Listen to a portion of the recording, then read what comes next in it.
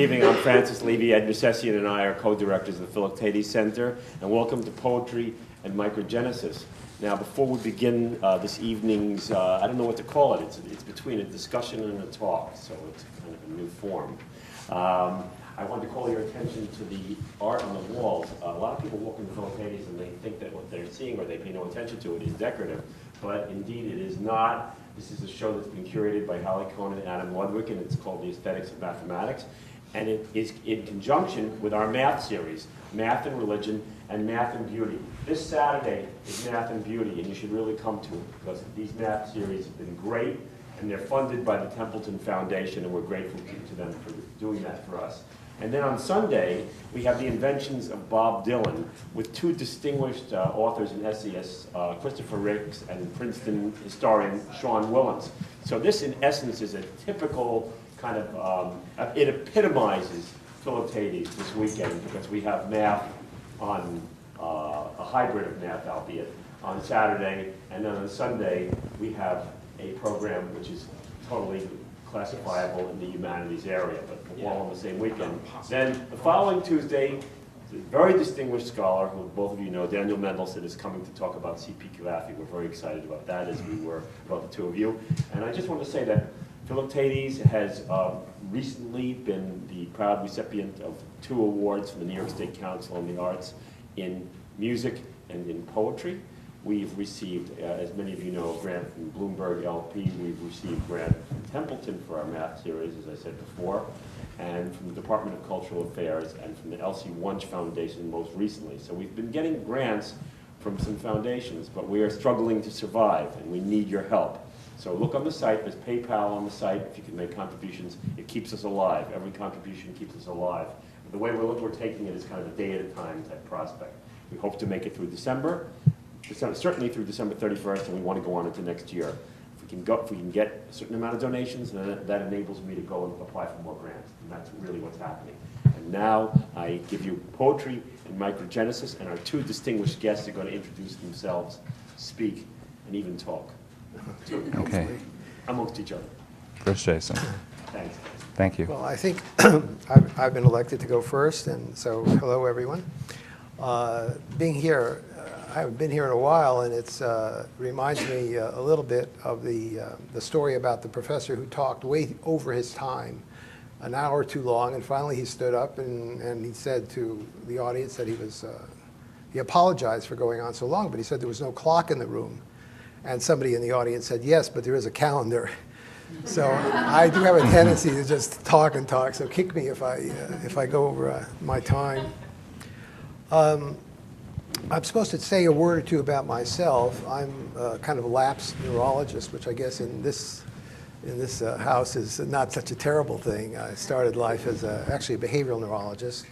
I had my training in Boston with Norm Geschwin, and then studied in various labs in Europe with Lurie in Moscow and other places. Can you hear me? Yeah, I've had good opportunities to study when I was a young man, and retired recently as a clinical professor at NYU, where I had maybe I should talk from here, should I? Is that better? It's not going to make a difference. Oh.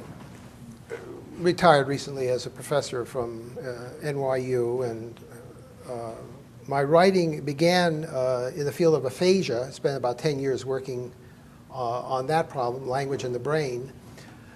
Then developed a model of language in the brain, which it seemed to me was applicable to problems of perception, to action, to memory, to feeling, to a whole variety of cognitive domains, a kind of OR model, or Bow plan, so to say, of the mind-brain.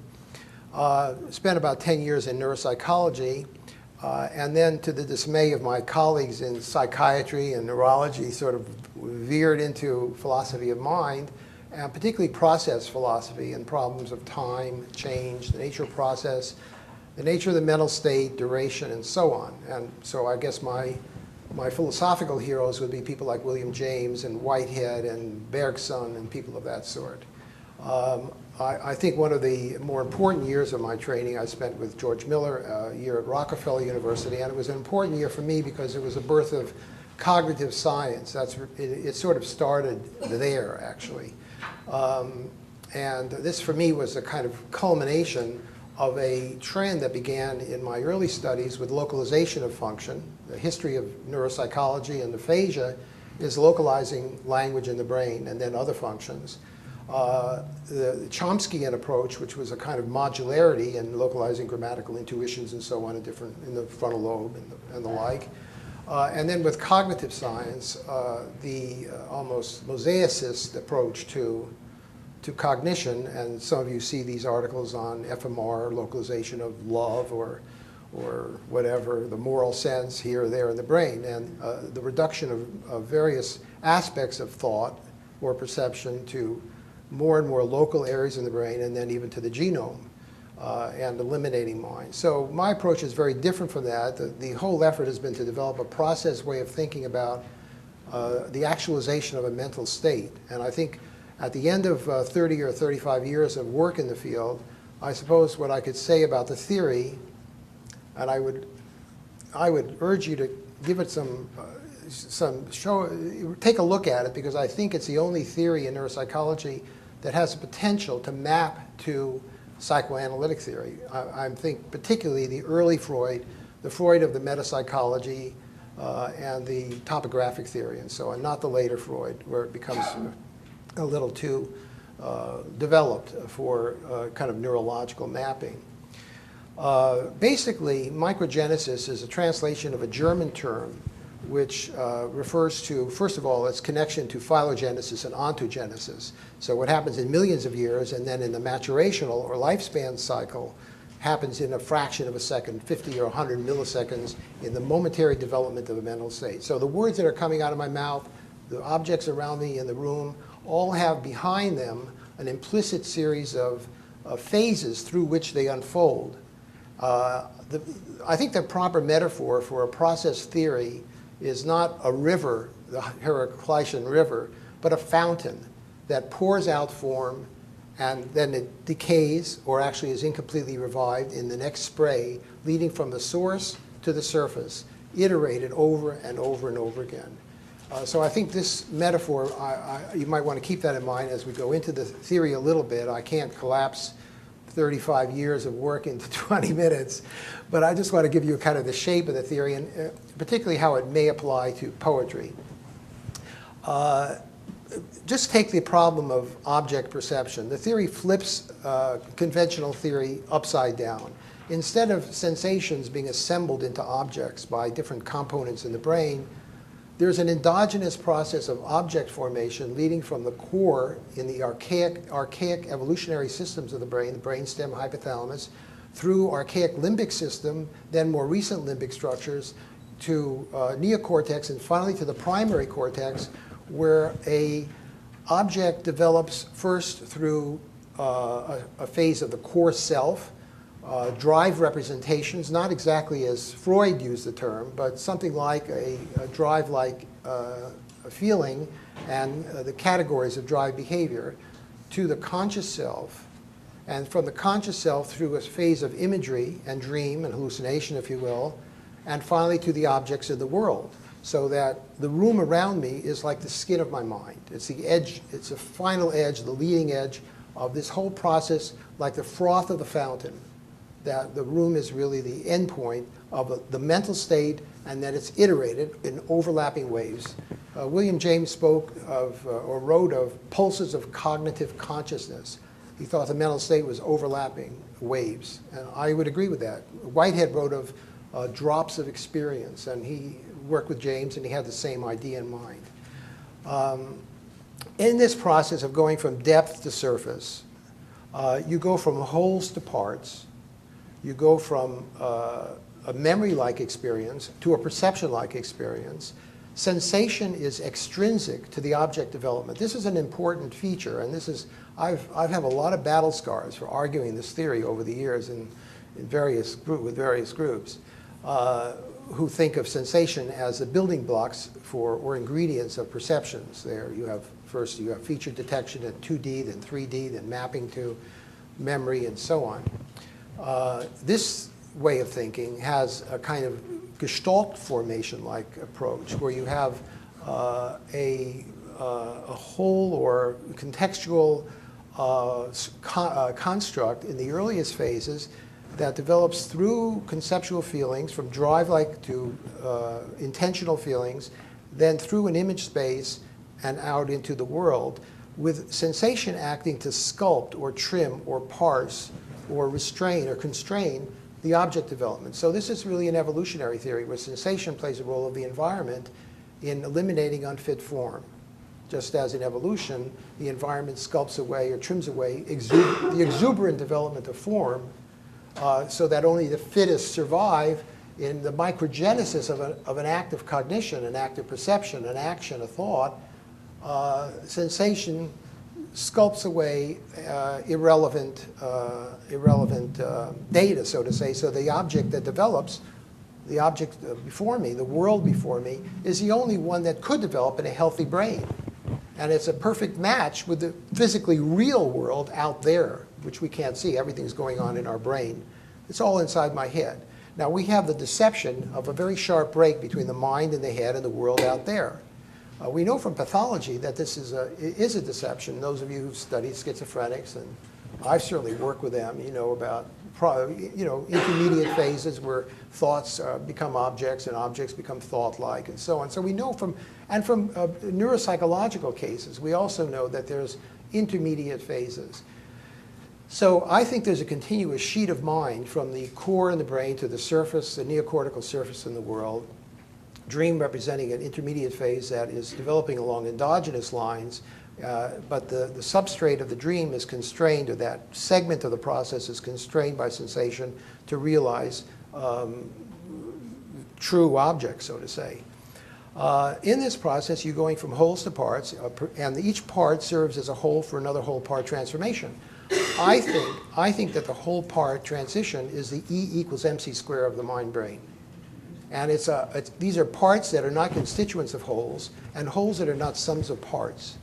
These are qualitative. Some people have written about my theory as a fractal theory, but fractal theory are self-similar replications. These are not self-similar. There is a qualitative transition, and there's just a cascade of whole part transitions. In other words, you have the same mechanism, so to say, applied at successive phases rather than multiple mechanisms at different areas in the brain. You're going from ground to figure, you're going from context to item, frame to content.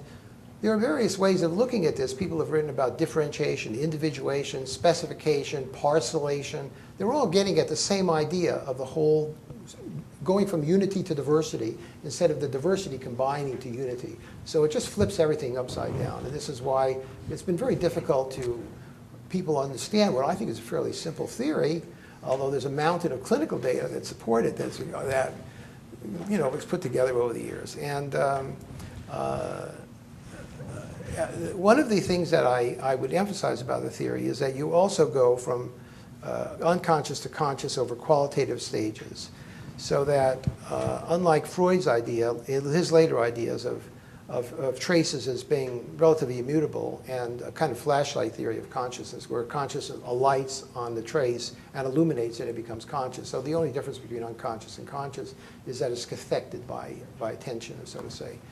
At least that's my reading of it. Some of you may have different ways of thinking about it. Here there's a continuous transition. I think the psychoanalysts or psychiatrists who are most relevant are people like David Rappaport or Paul Schilder or James Hillman, the Jungian analyst, in his early work. You also go over a series of rhythmic layers, and this is relevant, I think, to poetry that maybe Steven will touch on. In the development of an action, you go from a core breath group or tonal rhythm that is linked to the respiratory rhythm, because you have to program the expiration for the sentence that you're going to produce.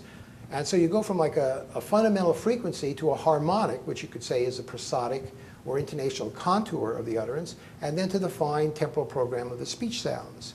So you're going from one frequency to another frequency, and I think is a series of vibratory kinetic rhythms that underlie motility and speech. That's a whole other story.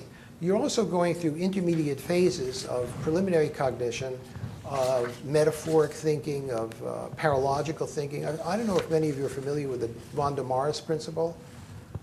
It's been criticized by some writers, but I think it's an extremely important. I learned it from Silvano Arrighetti, who was a friend of mine many years ago, who wrote on schizophrenic thinking. Von der Mars argued, he had to put it in syllogistic form. Mary is a virgin, I'm a virgin, ergo I'm the Virgin Mary. Or I have a beard, Christ has a beard, I'm Christ. Where, and in dream symbolism, you have a fusion of two disparate objects, let's say a knife and is a phallic symbol because of the shared features of penetration or shape. And here you have the fusion of two disparate objects, Mary and psychotic, let's say, based on the shared feature of virginity. In primitive thought, Levi-Bruhl described these people who are primitive mentation. I'm criticized for saying primitive mentation, but in a way it is kind of primitive in a sense. I think it's embedded in normal thought, where they would say Akiba is swift, tigers are swift, Akiba is a tiger, or Akiba is imbued with tiger spirit. So this is a part-whole problem. I only mention it because it's another instance of whole-part, where one property or attribute or feature of an object becomes the basis for the fusion or identification of two otherwise quite different objects or subjects. And this is important in poetry, where metaphor, and in all creative thinking, where metaphor is an extremely important, and metonymy and other similar mechanisms are important. I would also say that the thing about poetry and creative work generally is that it emphasizes or accentuates this penultimate or transitional phase where the poem or the artwork or the musical idea has one foot in the mind and one foot in the world. You sense its psychic content, but there's a communicative intent. So it's midway in this process. There's also this transition from I won't go on too long, I'll give Steven a chance here. If somebody would stop me, I warned you in the beginning. There's also a transition from timelessness to temporal order. Freud thought the unconscious was timeless. Von Hartmann, in his massive work on the philosophy of the unconscious, before Freud, said the unconscious was timeless. I don't think timeless entities exist, so I would say that the unconscious is simultaneous. And there's a whole way of thinking about dream and the narrative of the dream that taps into that. But I think the transition from simultaneity to serial order is extremely important.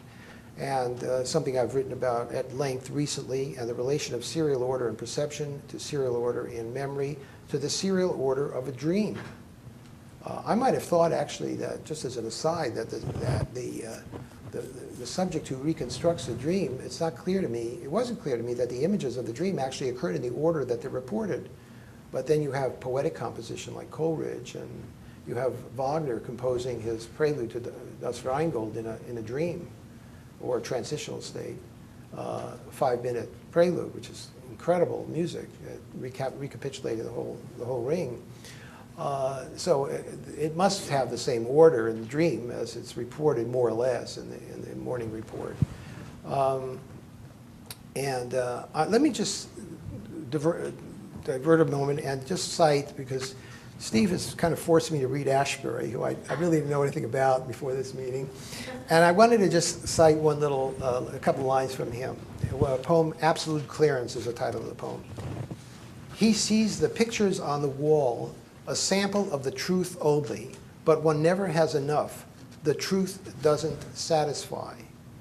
And my interpretation of that is that when I read Ashbery, I have the impression I'm walking through a picture gallery, and I see a picture, and then I see another picture, and another picture. There's no logical connection between the pictures, but they point to a deep creative intelligence underneath. And you have this intuition that this is great poetry, but you can't really understand it in any logical way.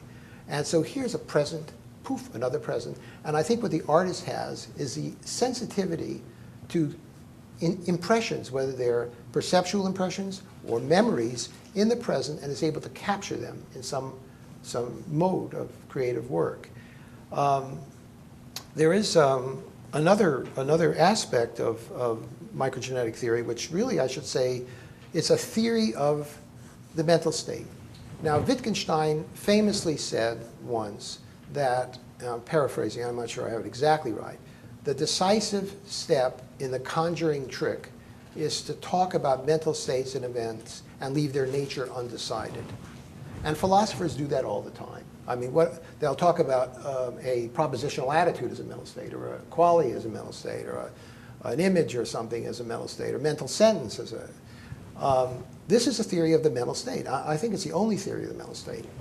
And it's also a theory of how, in this development, this microgenetic development from core to surface, you go from before, after, or earlier, later time, the time of physical nature, to the establishment of a present, and the present moment, which I think is extracted in the disparity between the perceptual surface and the receding, decaying, or incompletely revived preceding states. But that's a very complicated subject to get into. But in that connection, let me just quote another statement or poem by Ashbery. This is a poem titled Fear of Death. He says, or writes, "Is there no state free from the boundary lines of before and after? The window is open today." I think it's very obvious what he's saying, that we have this present window. This is what we live in, the present bubble of the present. And that without that, it's before, after. It's the passage of physical nature. And that death is leaving the present and going into the before, after of the mindless universe. Well, I think it's mindless. Who knows? But this is his way of thinking, I think, about it, and interesting. So without the perspective, without the perspectival now, there is no human mind, really. I mean, human mind, it depends on that. And in this trajectory from the core to the surface, which is a before-after or earlier-later succession, this lays down the past, present, future mode of time. Some of you may know the writings of McTaggart, 100 years ago, almost, in which he described these two types of time. He concluded that time is an illusion, but I think these two ways of thinking about time can be captured in the momentary genesis of the mental state. And just a last couple of words, one of my favorite poets is Philip Larkin. And one of his poems that really I thought was just brilliant, just one line. He says, he's talking about time, he says, "This is the first thing I have understood. Time is the echo of an axe within a wood." And I thought it's just a wonderful way of capturing the knife edge of the present. William James talked about the present as a saddleback, as a kind of the fringe of the future and the past that's held together in the present. But it's the echo of an axe within a wood. So it's kind of like an illusion, it's sort of not really there. And it's the duration of the present, the 1 or 2 second duration that people have written about. There is some evidence for that in the flipping of duck-rabbit figures and other illusions, or in poetry, there's a 1 or 2 second phrase length, and even in no dramas, it's been explored by Popel in Germany and so on, 1 or 2 seconds for the present. But that's clock time. The time I'm talking about is subjective. So Steve was interested in some of the origins of this theory in poetry, but of course, you're developing a theory, you kind of look around for confirmation. You look around for philosophical confirmation or poetic confirmation. And I love to go back to Goethe, because he was writing and a friend of the German romantic idealists. And this is a kind of romantic idealist vision of the mind-brain. This is all like an image in the mind, inside the head, And he wrote, well, there are many quotes of Goethe I could use, but one of the ones that it might be appropriate to the whole part way of thinking is that he said, and again I'm paraphrasing, I don't remember exactly, he said that synthesis and analysis are the systole and diastole of life. That going from this whole to the part, analyzing the whole into its parts, he wrote this in his wonderful book on the metamorphosis of plants, how you go from a seed into the flower. He didn't know genetics, of course, but he thought it was all just parts issuing from a whole. And so I think with that kind of image, I would stop at this point and let Steve go into the poetry and see if we can figure out how that maps to this way of thinking about the mind brain. Thank you, Jason. As you'll see, we are each of us sort of taking mostly one half of the equation and juxtaposing them, hopefully in shocking ways, and that'll encourage good questions. And I want to thank Ed and Francis for the invitation for us to speak here this evening. I'll just tell you very briefly a little bit about myself. I teach modern poetry at Washington University in St. Louis, where I specialize, or I have found myself specializing in relations between literature, philosophy, and science, especially the neurosciences. This came about mostly because I did my first work on Gertrude Stein and published a book in 2001 called Irresistible Dictation, and discovered that in order to begin to make sense of some of her writing, I had to take seriously several factors in her growth as a human being that tended to be dismissed in most accounts. In the first place, the fact that she spent her 20s, 10 years, thinking of herself as a scientist in training, first in psychology, then at the med school at Johns Hopkins, and where she stayed for 4 years, did work on the brain, trying to map the nervous structure. And so that was one thing that sort of forced me to begin to think about what her exposure to the neuron doctrine in the late 90s might have had to do with the very peculiar experimental work that she later produced, as well as the extreme closeness she felt with William James at Harvard, with whom she studied. And later, there's this peculiar fact that emerges in the autobiography of Alice B. Toklas, which some of you may have already read. And several times in that book, Toklas, this is an autobiography of Toklas, which Stein wrote, and it's a tour de force. And several points in the book, Toklas says, that is to say, Stein has Toklas say, that 3 times in her life, she, Toklas, had encountered what she calls genius.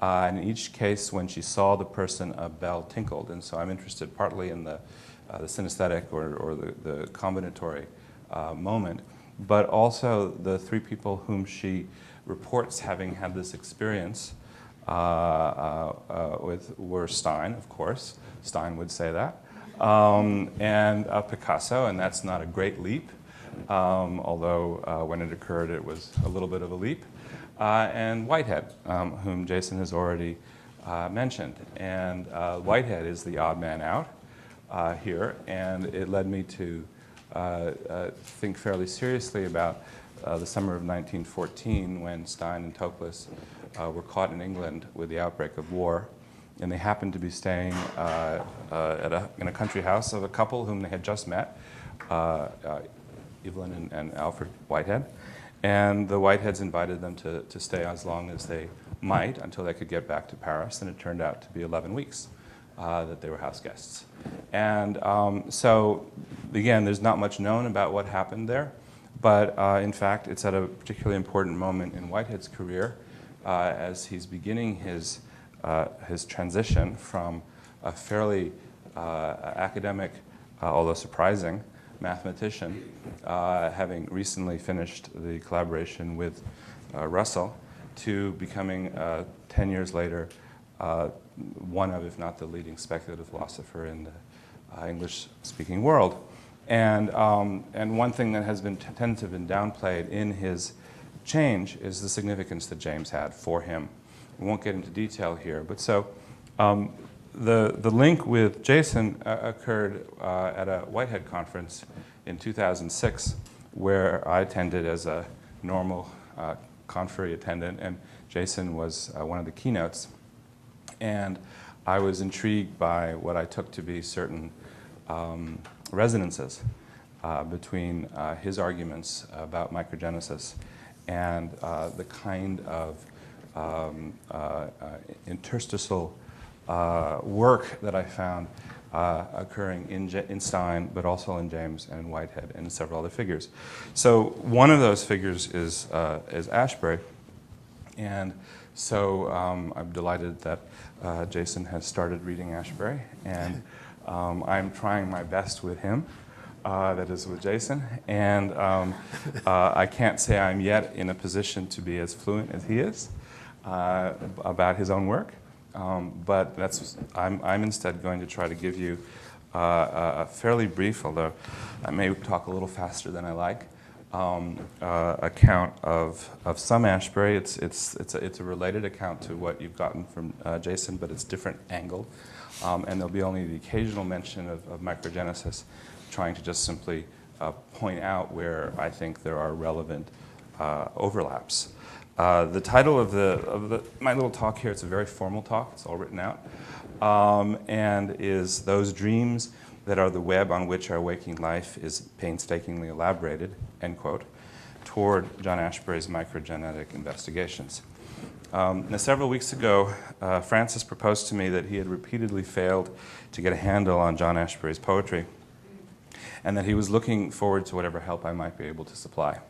Well, I'm not actually going to propose a new interpretation, but instead will chiefly describe what I take to be 3 exemplary approaches to Ashbery's body of work.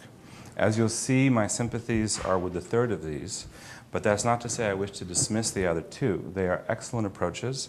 Here I'm thinking quite concretely of them as ways of approaching or moving toward the poetry, so long as one remembers that they are in fact first or second approximations rather than exact renderings. They can be characterized respectively as conveying how the poetry looks from a great distance and how it looks from very close up. If one wants a richer, more robust approximation that might enable one to begin to move with the poetry, and this is, I think, probably what Francis finds blocked this movement with, instead of continuing merely to move toward it, then one needs to take motion as well as time more seriously than the 2 initial approaches permit. And this is actually really where I think the account of temporality that Jason is working at comes into this picture.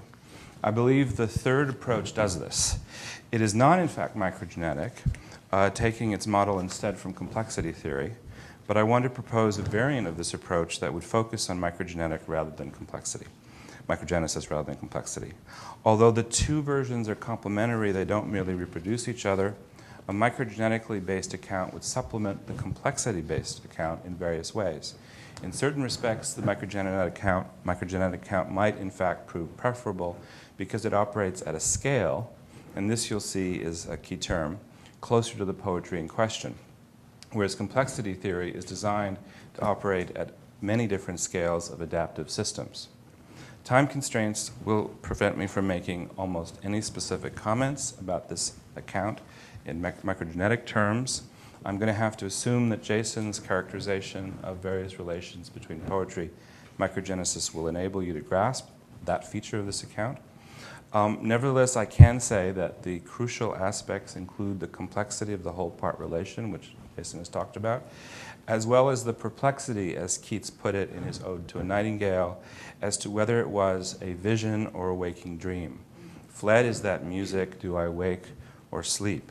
This sense of being perpetually in a state of waking dream, although certainly not always aware of it, is something Ashbery shares with microgenetic theory, if you'll agree with that. Yeah. And he delights in alluding to Keats's lines on every possible occasion, including the title of his talk.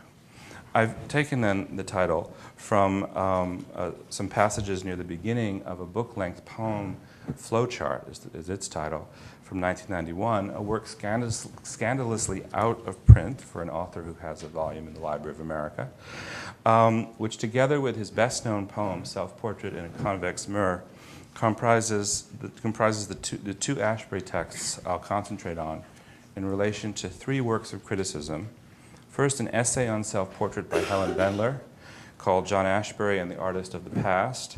Second, John Choctaw's On the Outside Looking Out, a book-length study of Ashbery's poetry from 1956 through the 1991 Flowchart.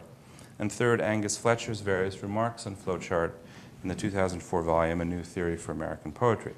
Between them, Wendler, Chaptal, and Fletcher offer exemplary instances of three alternate modes of reading, which I'll characterize for reasons that should become clear as 1, coarse-grained or structural, 2, fine-grained or textural, and 3, non-granular or scaling. Despite Fletcher's emphasis on complexity rather than microgenetic theory, his account of flowchart suggests that Ashbery's poetry lines up rather nicely with microgenetic investigations like those Jason has been conducting these many years. Here's what I mean when I say that Wendler's reading of self-portrait is coarse-grained or structural. Early in her essay, she proposes a general-purpose Ashberian formula: colloquial charm plus enormous lexical range. Each of these keeps us going, keeps us reading, although at different levels. If the vocabulary surfs on waves of charm, it gives substance to the waves in turn. In effect, what Wendler has done, though not in so many words, is to attribute a sort of wave-particle structure to Ashbery's poetry. The same structure undergirds her description of self-portrait. We learn in the poem, she writes, that in 1959 in the Vienna Kunsthistorisches Museum, in the company of his lover, the poet Pierre Maturi, Ashbery came across Francesco Parmigianino's exquisite small round painting called Self-Portrait in a Convex Mirror. You'll find a representation of it on this handout. More than a decade later, in the 552-line poem of 1972, the poet, I'm still quoting Wendler, the poet reconstitutes that original 1959 experience in which a love relation, self-recognition, and aesthetic admiration were entwined, and integrates it with the information he has subsequently acquired about the portrait. The information, of course, coming in the form of particulate bits and pieces. Subsequent descriptions by Wendler, I don't have time to give them to you, display the same structure, and in doing so suggest that it is the fundamental structure of this poem. Wendler's is an appealing reading, and no doubt accurate at a sufficient remove from the nitty-gritty of the work. If it fails to do justice to the complexities of self-portrait, this is because guiding much of Wendler's reading here are models derived from the sciences of chemistry and psychology, which encourage her to overemphasize structure and subordinate or de-emphasize texture, to invoke a valuable distinction of John Crowe Ransom's. As it happens, Wendler was trained as a chemist before she turned her attention to poetry, and once you are aware of this, you discover occasional recollections, almost talismans.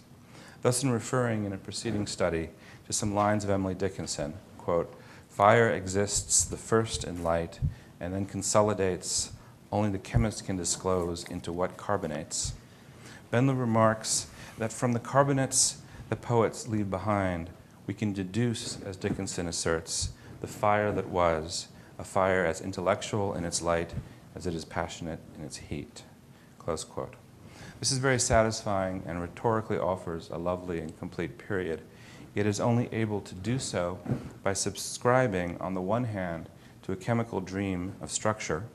Disclosure or deduction is synonymous with chemical analysis, and on the other, to a traditional psychological dualism, much critiqued these days, but still a byword where discussion of poetry is concerned, between the intellectual and the emotional, intellect and passion.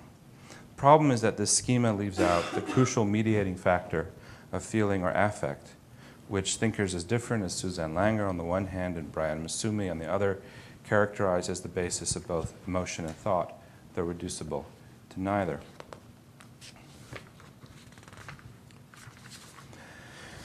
One consequence of leaving out affect, and this is very clear in Wendler's own practice, is that it predisposes one either to gravitate toward more melodramatic works or to produce more melodramatic readings. Now to turn to Chaptal, who offers readings which are not, as he puts it, close, but are textually specific, or as I rephrase this, fine-grained or textural. Rather than considering poems as such, he explains, he has chosen to examine how they misrepresent and reformulate the various systems of disclosures, texts, and practices within which they are produced. Chaptal is a superb empiricist, collecting an amazing variety of always compelling facts, and to the degree that these facts explain themselves, that is to say, self-organize in an ad hoc fashion, he is on firm ground. But when he confronts anomalies, a favorite term of Ashbery's, he notes. His method fails him. I'll supply 2 examples. First, if you'll take a look at the handout, you'll see a reproduction of Parmigianino's self-portrait from the cover of the volume which included Wendler's essay. There are additional copies here if people don't have it. It also graces the cover of Chapteau's book. I'd like to call your attention to what is in all likelihood the first object your attention has already been called to, the obvious handle that one imagines will enable one to grasp the painting. And it is here that Ashbery starts his poem. Quote, as Parmigianino did it, the right hand, bigger than the head, thrust at the viewer, and swerving easily away as though to protect what it advertises. Close quote. Due to the curvature of the convex mirror, Wendler notes, what is most obviously, quote, distorted by enlargement, greatly so, is the right hand of the painter, his creative hand, which extends itself in the foreground toward the viewer, but then curves away. Close quote. More than a decade earlier, we find that Chapteau had already called Wendler's attention to the fact that this is likely actually to be the painter's left hand, due to the usual reversal of mirror images. I say called Wendler's attention because Chapteau's study began as a doctoral dissertation, which she supervised. Here is what Chapteau has to say about the left-handedness of the hand. Quote, self-portrait begins with an obvious, though hitherto unnoticed, mistake or error or open secret. The distorted hand thrust at the viewer was not Parmigianino's right hand, but his left. What, if anything, Chapteau then asks, lies behind this misrepresentation of the portrait, this reversal of left and right? Since Ashbery makes a point, I'm still quoting Chapteau, of reminding us that everything is, quote, reversed in the accumulating mirror, this slate of hands should be related to the many reversals within the poem. Parmigianino's single and large phallic hand thrust at the viewer is sexually disorienting. It may be left or right, close quote. With the first thrust in Chapteau's account, we were told that it was not the right hand, but the left one. Now, with the second, it may be either. If Chapteau doesn't really know what to make of this finding of his, as this very variable reading suggests, nor even what to call it, Wendler knows exactly what to call the hand in question, in so confidently terming it creative, and subsequently characterizing Ashbery as a fellow creator. Wendler elides the uncertainty the painter actually registers as to whether the hand it portrays is right or left, painting hand or merely painter's hand. An over-ready identification of right hand with creative hand may give Chapteau and us some pause. What is unquestionable, though, is that nowhere in the poem does Ashbery call attention to this uncertainty. Although Chapteau remarks the ambiguity, he doesn't really examine it. If you look at and think about this painting, you'll see, it's especially clear in color reproductions, that the convex mirror is itself represented on the right-hand side, distorted like the hand, so that it is much larger than in life, and also like the hand, flattened. There's something profoundly asymmetrical about the whole experience, for try as you may, you won't be able to make the figure in the painting the exact mirror image of the figure who posed for the painting and at the same time, or at least in the same process, painted it. I'll say more on its symmetry shortly, but here I'll just observe that this inconsistency is pretty terrific, possessing the capacity as it does to blow your mind if you start worrying about it. It's also not something Ashbery has anything to say about in the painting, not at least that I've come up with. And yet he has fully prepared us to take delight in this fact, both the fact of the inconsistency and the fact that he has somehow prepared us for it without expressly mentioning it in his own poem. Chapteau is unable to do anything with the anomaly because Ashbery makes nothing of it. And it is for the same reason, no doubt, that Wendler feels that she can ignore it in her own reading. Nevertheless, she suggests its actual significance as something unmentioned in the poem, but not for that reason without effect, irrelevant, lacking meaning, in what might be characterized as her overreading of this image. Somewhat paradoxically, the fact that Ashbery doesn't make anything of the problematic of left and right in the explicit phrasing of the poem doesn't mean that nothing is made of it implicitly. In other words, though one can't point to its positive presence in the poem, it may nonetheless be said to shadow the work, much as the implicit leftness of the image of the right hand shadows and complicates Parmigianino's self-portrait. So much then for the first example of an anomaly that Chaptal notes and then drops precisely because it is so anomalous. The second example concerns a faulty end term in the double sestina that quite famously punctuates flowchart. I'll say more about that sestina with regard to Fletcher's reading of it, but for now there are two things you need to know. In the first place, as Fletcher notes, Ashbery, quote, Ashbery uses not only a double sestina, but derives it as if in homage from an exceedingly complex double sestina of the 19th century poet Algernon Swinburne called The Complaint of Lisa. What Ashbery does is take every one of his N-words from Swinburne's poem with one exception. Now, when I'm referring to N-words, what I've reproduced here is the final stanza plus the coda. So there are 12 stanzas and a coda. Each of the 12 stanzas, like the one here, contains the same N-words, identical. The words at the end of each line are the same 12 in each stanza, but in a different order. And the order is determined, it's a set order in all sestinas because the last line in any stanza is repeated in the first line of the next stanza. So you have to cycle through all 12 lines, all 12 N-words in different order. And then in the final coda, which is a shorter, in the case of a 12-line stanza, it's a 6-line coda. The rhyme words, the end words, are repeated in the middle of each line and at the end of each line. So you have 2 per line, and you have all 12 words then cycled through the coda. Okay? So that's the basic form of this poem. And as Chaptal notes, the one exception to Ashbery taking exactly Swinburne's end words in the place where he uses them, the one exception is in the coda, which I've given you here, where, quote, Ashbery neglected to include day among the end words. So day is one of the end words, but you don't find it in the coda. And he uses the word sun twice, S-U-N. And Chaptal says by design or accident, he doesn't know, perhaps misreading Swinburne's to fly all day from sun's birth to sun's death, where that's a line where Swinburne does use 2 suns and in the line. This is all that Chaptal has to say about it. And Fletcher doesn't mention it at all, yet he allows us, I believe, to say a good deal more about it. I speak of Fletcher's distinctive mode of reading, and this is the mode that I think would bear extremely interesting contrast or in comparison with microgenetic practices, as scaling instead of scalar, despite his own use of the latter term, because it might needlessly cause some confusion for those of you familiar with the physical distinction between scalars and vectors, namely between directionless numbers possessing only magnitude, those are scalars, and think of length and temperature, and quantities which possess both magnitude and direction. As I understand it, the sort of scaling that Fletcher attends to may appear to be merely a function of number, hence a scalar in the physical or mathematical sense, but is in fact a vector. And let me explain. Scaling, in other words, is a function of numbers which somehow in themselves possess direction. This may seem a puzzling notion, 8, 12, how does it possess a direction?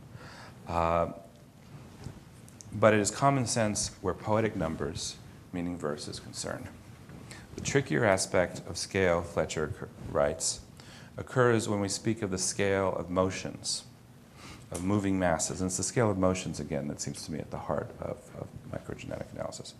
Of moving masses as when a waterfall falls, a cloud bank rises, drifting sideways, or when some slower tectonic shift gradually flows, invisibly, but no less actually.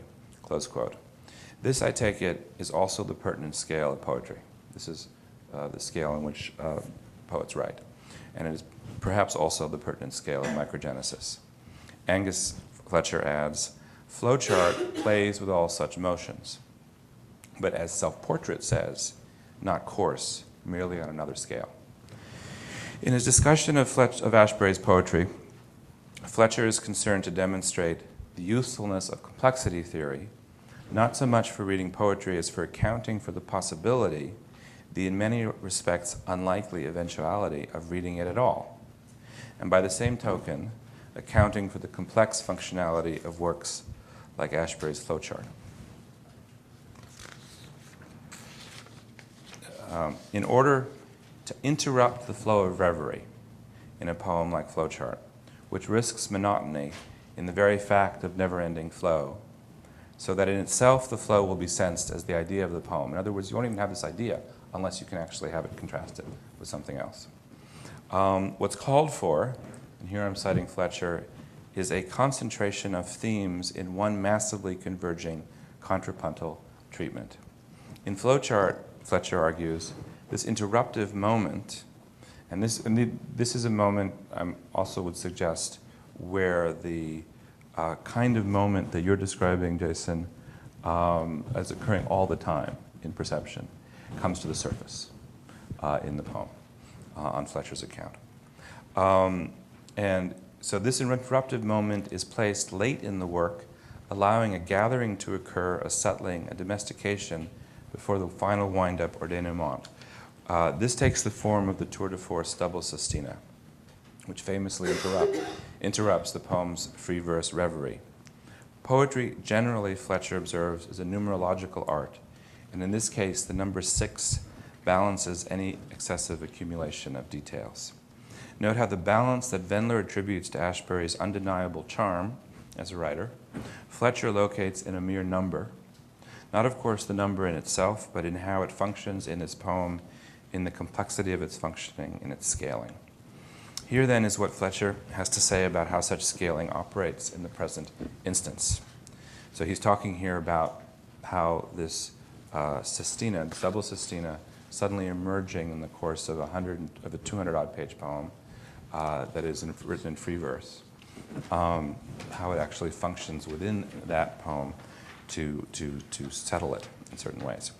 He says, the power of the recurrence of the end words of in any sestina, with the same words repeated in a different order in each stanza, clearly involves the ritual of following a ritual effect which acquires its particular power in sestinas, according to Fletcher, because the sestina form, unlike even the most complex rhyme schemes of classic English poetry, turns in on itself in an unusual way, so that every part of the sestina conspires with every other part to spread out in all directions inside the poem at large to produce a containing and environing space.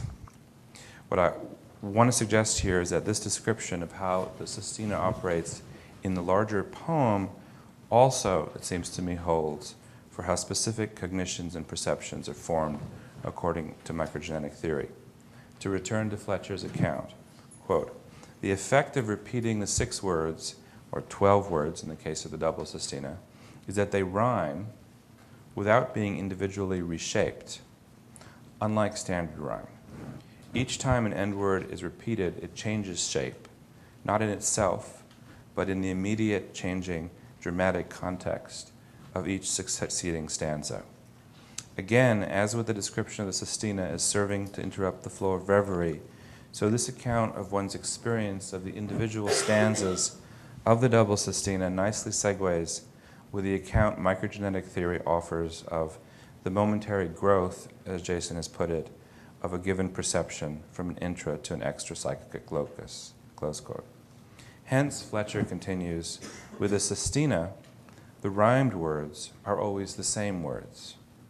Their sameness, however, is perpetually transmogrified. As we hear or read the poem, the 6 or 12 end words of each stanza seem to be rhyming, seem to be changing the shape of their sense and sound. Close quote.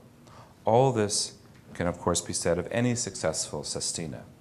In addition, Fletcher observes, the sestina form has the power to intervene in the flux of sequence.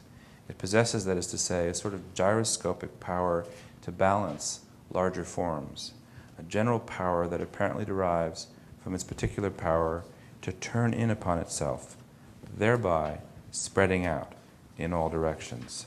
Something like this already happened almost 400 years before Ashbery tried his hand at this, with Sir Philip Sidney's famous double sestina serving to settle the narrative flux of the longer work in which it was embedded. In Ashbery's case, however, the 6-fold character of the double sestina allows us to see finally that the whole 6-part meditation of Flowchart is, in fact, one immense sestina. Perfectly tuned, I'm still quoting Fletcher, perfectly tuned to reveal the point of the entire description of flow that the poem as a whole provides. The sestina anchors or gives shape to an otherwise exceedingly elusive poem. Fletcher explains the basis of this elusiveness in observing that Ashbery writes, and by extension we live in the age of the fall of parody, an age where symmetry is always eroded. This is one of Fletcher's key reference points, and in a footnote he locates the fall quite precisely. He is not the first to do so, as occurring in 1957, thus 2 years before Ashbery saw the painting, for instance, when particles were found to exist which did not display parity, the universal assumption of post-Newtonian physics, when their property of spin failed to display an equally even-handed left-right symmetry. Ashbery's poetry, Fletcher notes, is always concerned with sidewise drifting of the sort that must follow if the universe is not fundamentally symmetrical. In fact, you might say that the flowchart is an epic of sidewise drift, charting such drift on a scale that is at once epic and minute. This occurs, at least for me, most emblematically with that pesky little substitution of sun for the more correct day among the end words repeated in the double sestina. In fact, what Fletcher has demonstrated is that to the extent that we inhabit a universe of sidewise drift instead of perfect symmetry, an error like this may prove more true than a merely perfect replication of Swinburne's rhyme scheme would have been. So what I propose in concluding is that the elusiveness of Ashbery's poem may prove amenable to explanation not just by reference to complexity theory, but also somewhat closer to home by reference to microgenetic theory. Ultimately, these may not be so much be alternate explanations as complementary ones, depending on whether one chooses to derive one's explanatory model from the more general attempt, as Fletcher puts it, to broach the problem of adaptive systems, living systems, we might say, or the more specific approach of broaching the problem of microgenesis, the way, as Jason has put it, that, quote, an utterance or a perception is realized over phases which inhere in the final object, with the transition to the final object employing first dreamwork mechanism and then graded fields of conceptual and lexical semantic relations, phases that contribute the meaning of the word or that constitute, the meaning of the word or object. Thank you.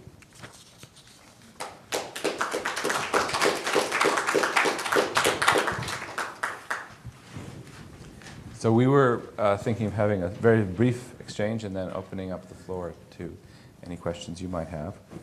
Should I guess you've commented on my comments, so let me say a word or two about some things that you've said that, I don't know, or stimulate me in perhaps ways that are somewhat unexpected. The term flowchart has the effect of reminding me of the flow charts or flow diagrams of the cognitivists with their boxes and arrows and circuit boards, the open-ended concatenation and optional pathways which can be blocked or bypassed or circumvented, and so very much in contrast to the regularities. I don't know if I would speak of lawfulness. As physicists speak of the regularities of nature, and maybe I'm reluctant to talk of the laws of nature, but there's a kind of lawfulness and regularity in microgenetic theory where there's continuous novelty. The novelty is provided by the endogenous aspect, the regularity of it provided by habit and experiential memory, and the novelty is also provided by the sensory environment, which constrains and forces the endogenous object or thought to adapt to what's out there. In terms of complexity theory, let me just say a word about for me, the problem, I'm not by any means expert in complexity theory, but the way it's been applied to the mind has been in terms of the emergence of consciousness through complexity, which is a kind of Rubicon theory. One would have to explain the occurrence of consciousness, of value, of a whole range of things suddenly when complexity reaches a certain point, and then a succession of emergences as consciousness or mind becomes more, let's say, complex. My way of thinking about complexity, it doesn't really explain what's actually happening. I don't even think emergence explains what's happening. It's just a kind of a way of thinking about explaining something that within a way that needs explaining itself.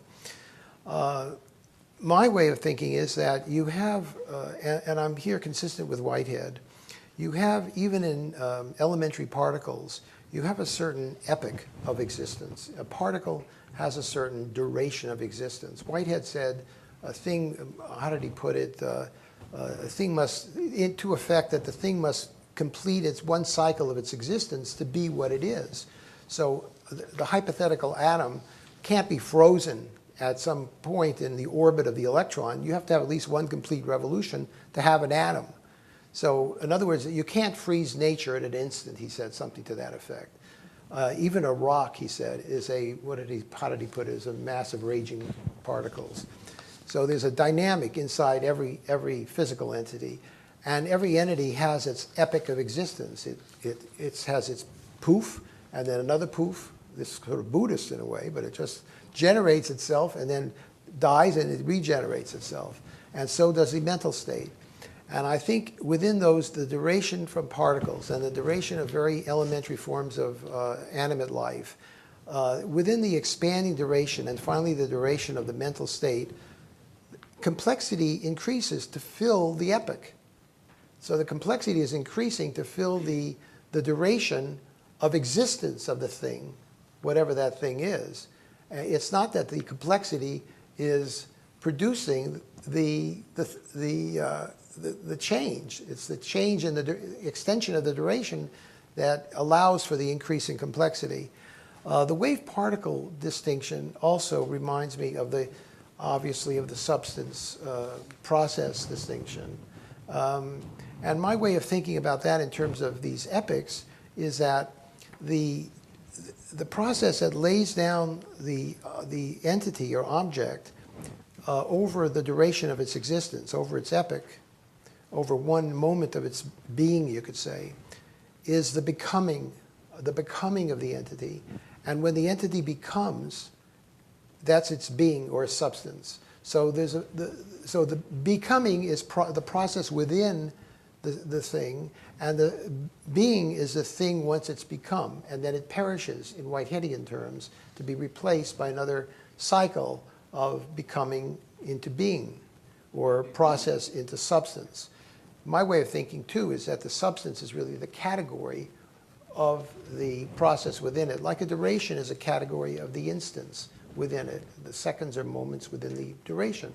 What's a duration? A duration is kind of like an arbitrary thing. What's an instant? It's an arbitrary micro duration within the larger duration. So the duration has fuzzy boundaries like categories. And I think there's some interesting similarity there that needs to be explored in more detail. But I just wanted to bring that perspective to bear on your remarks about, I don't know how germane you'll find that to be to what you've said. But in terms of the rules or regularities, I think there is a kind of, in terms of the revival of the state over the residue of the preceding state, this establishes a kind of, there's a regularity. Microgenetic theory cannot explain the content of a thought, can't explain the content of a perception. It's like psychoanalysis in that respect, although many of you might disagree.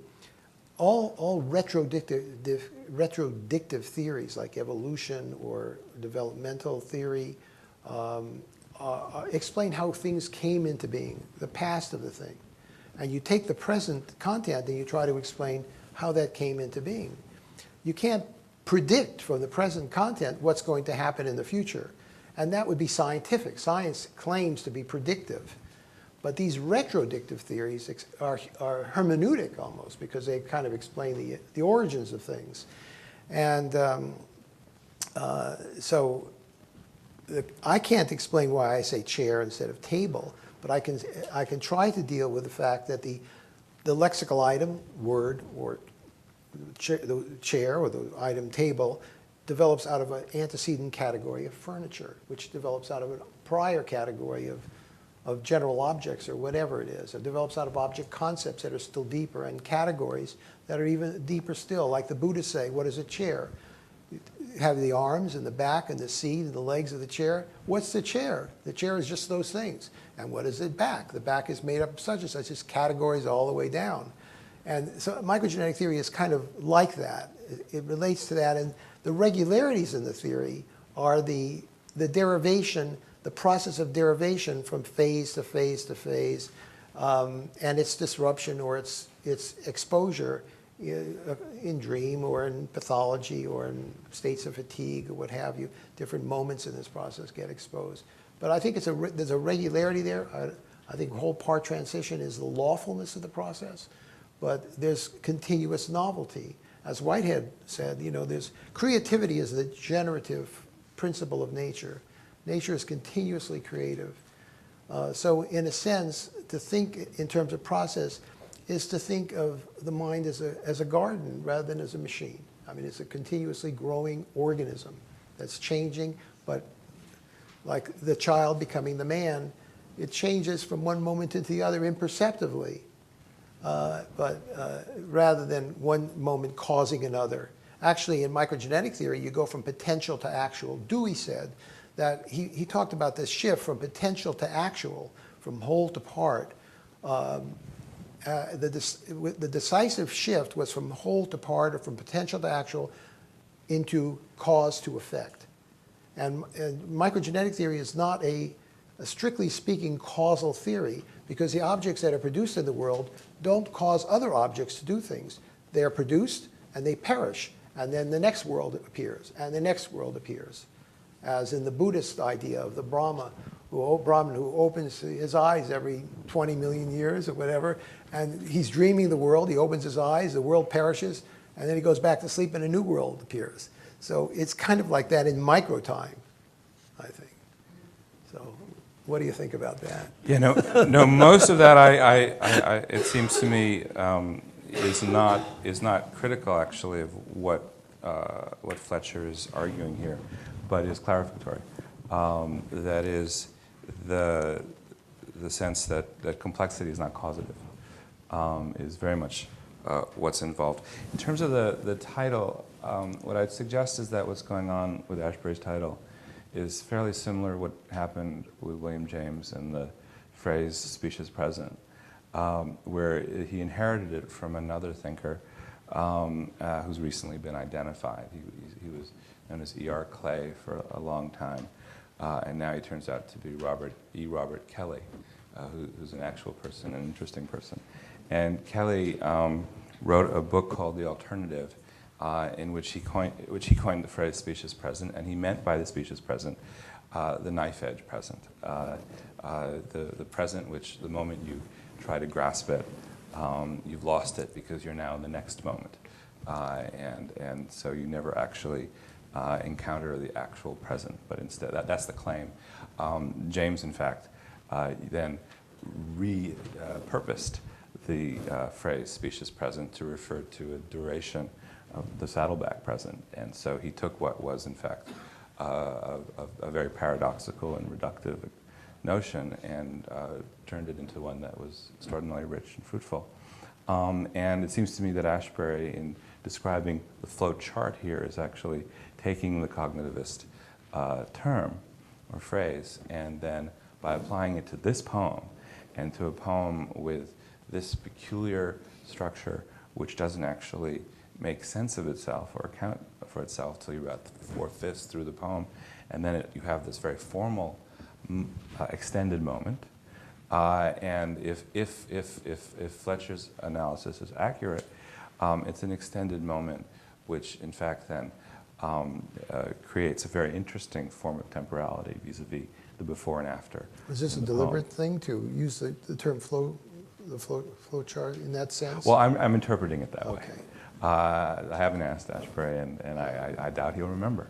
So in any case, but I'm suggesting that the only way that title makes sense in interaction with the poem that follows it is actually to see it as a term that is being used by Ashbery, not just simply taken over automatically. It means something different in his utilization of it. No, it's used in a dynamic sense. Absolutely. But again, in the cognitivist modeling, it's like describing a river in terms of a series of bricks. And one might suggest that it ends up, and then we'll open this to the audience, but it may be more like what William James described when he said that a river is even if you describe it as with the water in the river is flowing in the form of bucketfuls and thimblefuls and spoonfuls, there's still free water flowing around it, and which is not caught in any of these devices. And I would suggest that that Ashbury's flowchart here is more like that than it is like the cognitivist brick. But we can talk about that. So now, please, questions, comments. We'd love to record your questions. So if you could step up to this microphone, if you have a question, that would be great.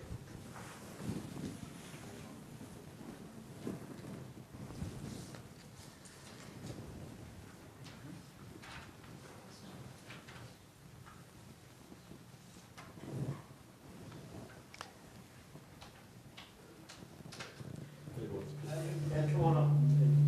So we capture you.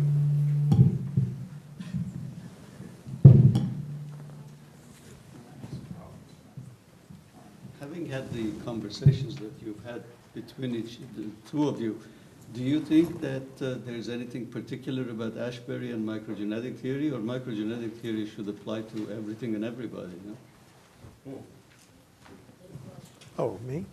Either. Well, I must say when Steve proposed this meeting, I wasn't sure what I would be talking about because I haven't really written about poetry, and I have a paper I brought here on creativity and mysticism and published last year in terms of microgenetic thinking. So my way of thinking about poetry is the way of thinking about creative work generally. And so I'm not sure that poetry is unique in that way. So I think the theory has something to say about the creative process. I've tried to allude to that earlier.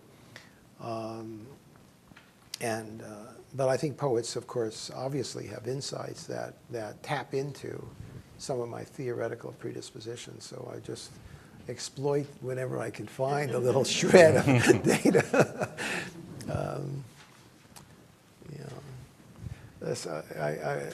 I mentioned Goethe because he was a friend of Hölderlin and of course was living in Jena at the time of Hegel and Kant and all these unbelievable people. And they're romantic idealists, that notion. And this theory really is an idealist philosophical way of thinking, that the world is really an image. And we're living in our little space helmets. It's a kind of schizophrenic way of thinking about the mind-brain. But I've often thought that the thing about the schizophrenic is that the schizophrenic really perceives the truth of the mental life and goes crazy from it. That our perceptions are actually our own images, our dreams, and our thoughts. We're maybe all part of the same cognitive ground, and we just sort of, like trees, we just sort of develop out of the same bedrock, so to say, of like an archetypal mind or something like that. Well, those are some of my more expansive moments. I wondered about that, but so I think in that sense, the relation between, actually, let me put it this way. Microgenesis, the term was coined by Heinz Werner, the psychologist, from the German Aktualgenese, which referred to the momentary genesis of an act of thought or perception. And Werner, his work, very interesting work, but his work has fallen into disrepute, I think, because he tried to show similarities between the primitive thought in primitive cultures, thought of children, thought of the thought life of psychotics or people who were retarded, and tried to show that they all share a kind of syncretic, more primitive way of thinking. And it was a politically incorrect way of thinking about it. And he didn't really explain it in the kind of You know, one of the things about work in process thinking generally in psychology has been the question of, like a theory like this, does pathology unpeel the onion skin of development? Does it sort of, is there a regression to earlier stages of development? That idea has been pretty much thrown out the window. But it's not really, you see, it's not the actualized behaviors that are replicated. It's the actual process. If you look at studies that, even Edelman's work, for example, in fetal development and early development, or Sean Zhou's work and other people's work on parcellation in morphogenesis, where you have excessive development of cells and connections and then elimination of those cells and connections. You know that in a mature young macaque, a macaque monkey is mature at the age, sexually mature at the age of 6 years. Studies by Passek, for example, have shown that the macaque has lost, I think, something like 2 trillion or more than that, 2 trillion cells or connections in its brain. So the maturation involves elimination. So there is a theme here of too many cells and too many connections that are eliminated in development. And then that, I think, transits to inhibition taking the role of elimination in later life, and then whole part where you eliminate all possible routes of development except the one that's the most adaptive, where the context item or whole part transition is a kind of, functional or elimination, so to say. So this, I think, captures a kind of basic law that runs through all of these different, throughout the mental life. And that's why I've written about microgenesis as a growth process. I think cognitive process is an extension of growth. Carl Pribram has written a little bit about this in one of his works, in which he wondered whether, and he quoted early 20th century embryologists as wondering whether the pruning or the parcellation that occurs in fetal development establishes force lines that guide adult cognition. And some of you have, you've read about pruning or sculpting and so on. This is a hot topic in some neuroscience research. And I think this all is of a piece with the same way of thinking about mind-brain. Come on up.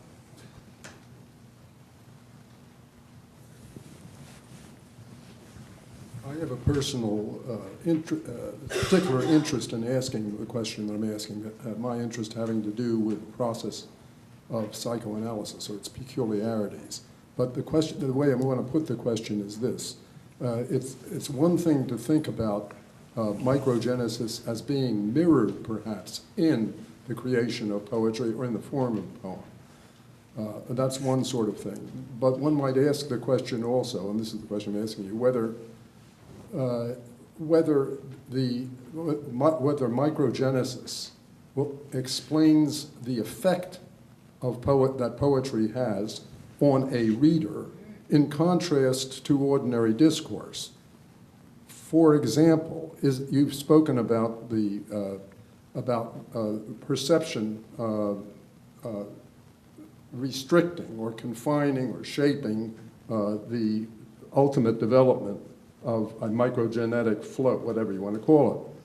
If that were interrupted in some fashion, if the external environment, in this case a poetic text, were somehow unusual enough in certain specific ways, would microgenesis predict or explain a different effect in that column of development? Am I unclear in my question? No, I understand. I think there are two questions there. One is the listener or the observer of an artwork, what process goes through their mind. And I think it kind of depends. I heard a lecture by Edelman in which he was talking about Beethoven and the story of Beethoven's landlady who came up to complain to him. Herr Beethoven, you know this story? Herr Beethoven, you know, huh? You've heard it. He told it here, but go ahead. Oh, did he? Okay, well then I won't bite. No, it was a cute story about Beethoven's, if I remember it correctly, is a landlady coming up and saying, "Yeah, Beethoven, your pipes are leaking, your apartment smells, and you bang on the piano all night and you're keeping me awake." And he says, "But madam, you're my inspiration." And she says, "Inspiration? Ha ha ha ha." So, the cute story. So I think, I mean, I mention it because I think that what's going on in the listener, the reader, the observer's mind, it can't be the same as what's going on in Beethoven's mind or Ashbery's mind, but there is a resemblance if the poem or the music is you mentioned music, Eliot, your music heard so deeply that it's not heard at all, or whatever that wonderful line was, where you just get lost in the music. If you listen to it or observe it deeply enough, then you participate, I think, in a process similar to that of the creative mind. You recreate it. That was one thing, and then the other, I mean, that would be my take on that. And then the other point had to do with, you know, whether an interruption of this process. I think it's important to emphasize that the process can't be interrupted, because if you eliminate the object world, you're sleeping or dreaming or something like that. I mean, you have to have an object world for a conscious experience.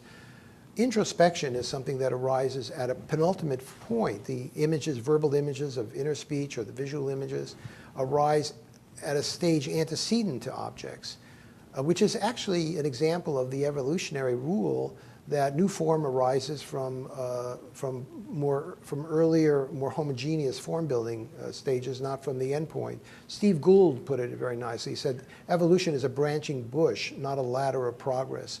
So new form arises from below, not at the end point of high specialization. So I think the introspective content arises in an enhancement of phases that otherwise would be given up to objects. Please. Follow up my question, because I was going to matter a little. If I understood you correctly, you spoke about the adaptation of a process to perception, that it's an adaptive. Right.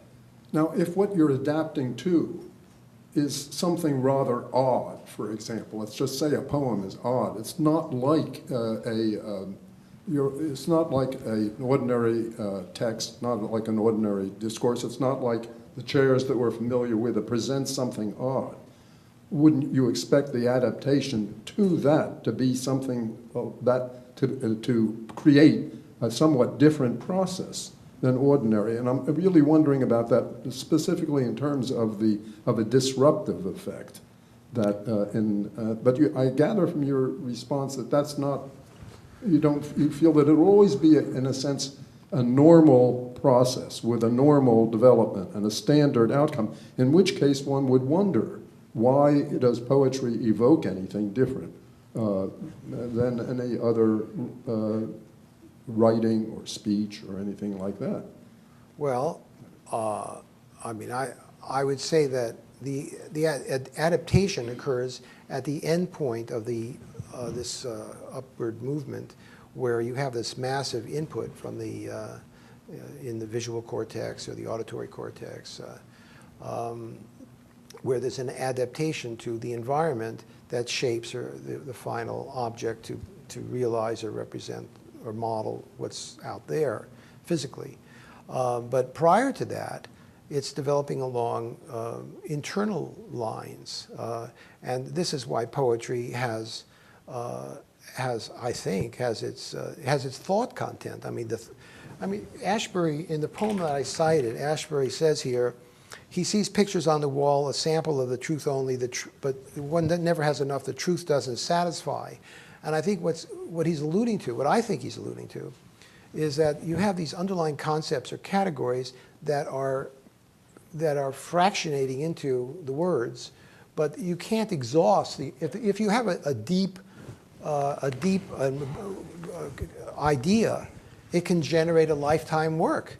If you have trivial ideas, it exhausts itself and it's gone. But a strong idea can keep you busy for a life. And I think when he says the truth can never satisfy, I think he means that you can't really fully discharge or realize the underlying category. That would be my reading of the poem, but Steve and you, others may have different interpretations, which is the beauty of poetry, that, I mean, it's being processed through your own mind. So your own experiences, your own memories, and so on are all shaping what you hear. And that the meaning of the poem is embedded in your listening to it or reading it. It's the underbelly of the perception, but it's immanent in the perception. It's not, you know, there's one way of thinking about, let's say, looking at an artwork, is that the artwork is there. It's produced, it's a physical object out there in the world, and we each bring our meanings to the object, and we attach those meanings to the object. My way of thinking is that the object has to be recreated in every act of perception, because every object that we see is an image in the mind, and it goes through this whole process. So it can traverse it very rapidly, or it can go kind of slowly and recurrently. And the other point that you bring up has to do with pathology and disruption.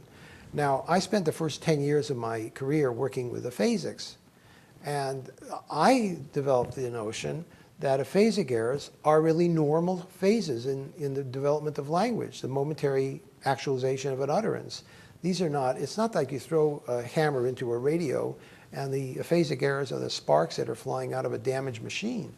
I think they have a meaning, a significance. They're not just guesses. The cognitivists would say, and I've been battling this way of thinking for a long time, that, you know, errors, and here I'm in sync with psychoanalysis, because you're dealing with errors. You're trying to interpret, not errors, but you're trying to interpret what people say and how they behave. So you're not looking at what they don't do so much as what they do and trying to make sense of what they do.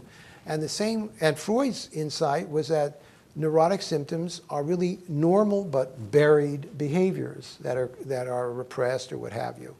And I think in the idea that aphasic symptoms, or the symptoms of brain damage, are really pre-processing phases that are suddenly brought into light or exposed, was the point that was very helpful for me to try to using errors to reconstruct the normal track or pathway of the micro-development of perceptions and thoughts and so on. So I don't think there's a truncation or interruption of the process. The process can be attenuated. I mean, a person's in coma, a person's dreaming. There's no real world out there. But I think in the schizophrenic who's thinking about strange things, his thoughts and his objects haven't adapted to the sensory environment. For some reason, I think he's not processing the sensation adequately enough, or it's not constraining the object development to realize a real world. Or let me put it a different way, he sees a real world, but the earlier phases of meaning and memory and so on are more prominent, and they distort the world that he sees or hears. That would be the way I guess I would respond to that. Let me respond also, because I think I'd respond somewhat differently insofar as if one wants to locate a difference between what's going on in the poem and what's going on in the schizophrenic experience, that in what I would call first-rate poetry, not making any distinctions besides that, you're always going to have moments that would appear to be error of some sort or other. That is, there would appear to be a mistake, which is a form of figuration. In other words, there's something which is not, it's just said in a way that doesn't seem right. Now, when you as a reader feel that suggestive rather than somebody just making a mistake, which is, of course, what happens in a poem. You feel it's suggestive. You don't feel somebody just made a mistake here and used the wrong word when they should have used a different word. What happens is you're sinking that within, seems to me, a larger sense that the poem as a whole makes sense of this part, which would otherwise be regarded as a mistake. And you're going to find this, I think, in all poetry at different levels. So that in the end, this is a very sharp distinction between what happens both for the reader and the writer of the poem, and what one might find in various deficit situations.